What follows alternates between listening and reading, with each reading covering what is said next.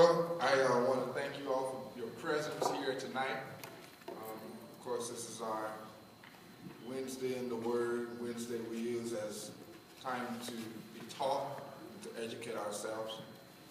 I thought that as part of Black History Month, it would be befitting for us as African American people to understand a little bit of where we've come from and the contributions we've made to the world. African people are, as I've said before, significant, and don't ever let anybody underestimate you or marginalize you or undervalue you, because we are very valuable people. I wanted to say also, before I introduce our speaker, that the Louisville Urban League Guild has scholarships available that are going to be due real soon. And if you know of any seniors in high school, yes, come on, get in here and get this money.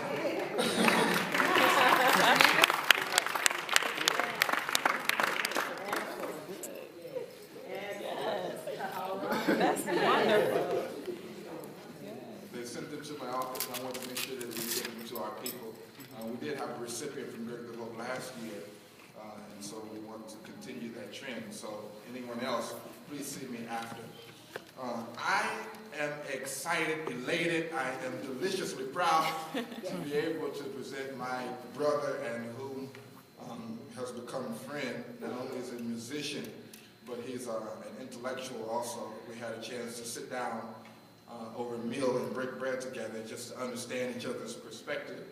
And I am appreciative of intellectualism, and I love scholarship, and he brings that to the table. And Greater Good Hope knows that the man can make the instrument talk. And so we are so I'm so glad that God has allowed our pastor to cross, and I'm looking forward to what he has to say. I'm also looking forward to not having to teach tonight, so I'm glad. Thank you again, brother. All of his family is here, well, most of them. I think there's about 8 siblings, but you've got some of them present. If you were here yesterday, you met Doug. I don't see him here yet tonight, but he had on his way. Oh, he's on his way. Okay, good. He told us he would be here also. All outstanding people, from the mother to the father, we thank God for your presence here and also tonight. And so we're going to look forward to what you have to say in the topic of Black empowerment and economic empowerment. And so I'm getting out of the way, and none other than Darrell Lattimore. You know what I'm saying?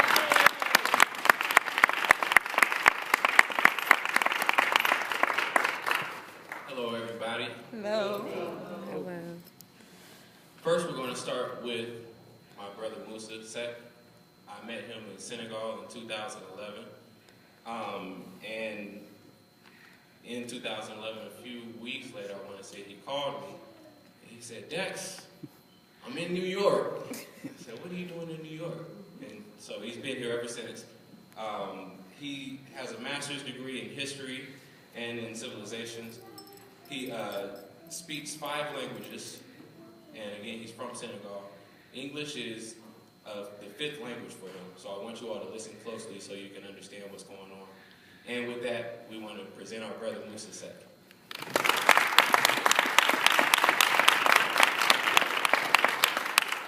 We say Nagadef to you. Nagadef to you too.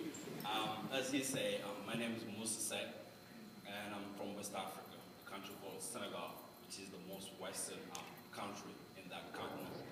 And first of all, I would like to express my appreciation for this invitation from my brother Dexter, and then I want to appreciate you also for the attention that you're going to allow me to exchange a little bit of my experience in the United States of America, and also to exchange a little bit of my knowledge that I've gathered through my life in Africa.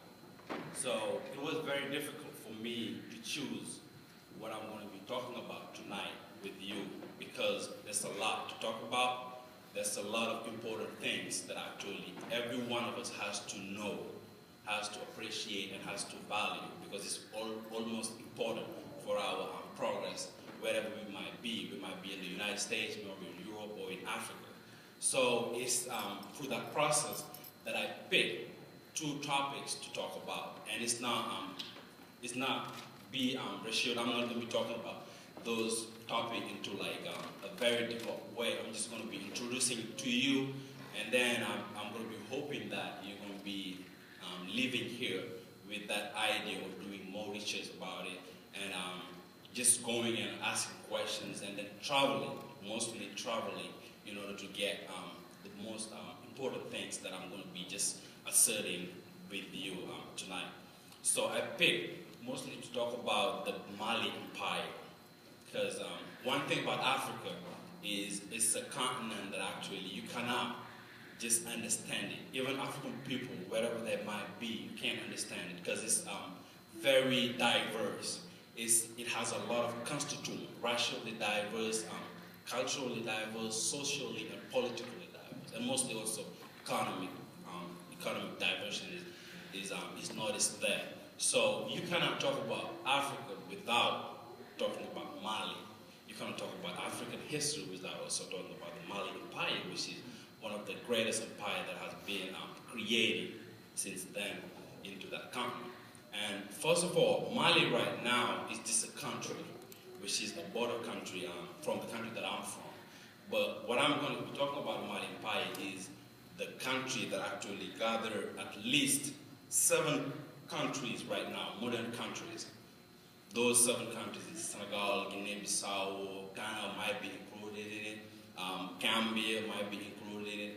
And the reason why I picked Mali Empire is to show us, most of us, and then to just give more self-realization from what happened in Mali. Because most things that we admire from other people that I don't want to name, like politics that we acquire from the West, history that we just admire from them, philosophy, geography, economics, all those things that we just get inspired from them, actually is not, their origin is not to be found from them.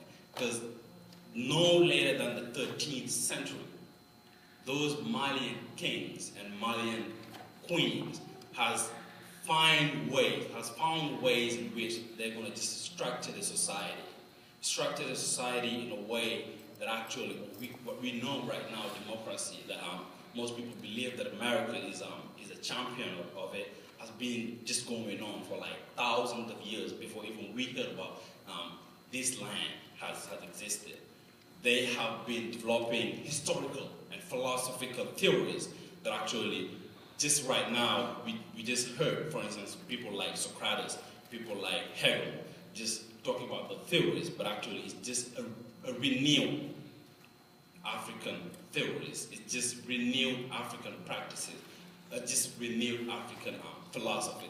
And the funny thing about it is, it was not very, very difficult for those Malian to just create, for those Malian to just structure the societies like that, because they have been imbued with one and strong will, which is the advancement of their population, the advancement of their people, and the advancement of their race. So everything that has to be developed, that has to be done and chosen by that people, it has to be discussed in a way that really amazing. And in a way, if you just look at it, most people they just say and boast about the idea that they're democratic, the idea that they're peaceful, but the way that they were doing it in those empires, and the Mali Empire is just one single example of it. We have the Songhai empires, we have the Ghana empires, for instance, that actually always proves that shows you that actually in Africa there's a lot of things that have been going on that even we Africans, wherever we might be, we might be less knowledgeable about them. So I believe that it's time right now for us to get inspiration from there, and those 10% that we got might have two things in us, two effectiveness. We're gonna know that is these things that we discovered through our research and through our travels and through our just communication is us, is for us, and then we have created by our own. So nothing in this in this planet Earth is impossible for us because we have shown the proof. So it would be very utopian just to say, okay, the Mali Empire has been economically developed. They have been developing theories about histories, about philosophies, without showing you proofs of it. So it become more concrete. It become out of the abstract world to show you proof of its existence. And the proofs, actually, they're very available in Mali till nowadays. So you're just going to allow me like a minute just to read you an abstract of my research so that you can understand from there what actually I'm talking about. So the Mali Empire, first of all, is founded by a guy named Sunjata Keita. So most of you guys who have a little bit of experience about history, you might have heard of that guy because he's famous. Even Western thinkers, Western philosophers have inspiration from that guy. The fame of that guy is just because he expressed, it's not him actually who founded that empire that I'm talking about tonight. He just expressed the will of an entire population to gather themselves, to unite. So that's how they were doing it. It was not just like a king or a couple of people who just gathered and said, man, we got to unite our people. We got to do this for them. We got to do that for them. But it was the entire Malian population who just decided that they want to show the rest of it. Because there were no competition. Like at that time in the 13th century, we know a little about European existence. We know a little about American existence.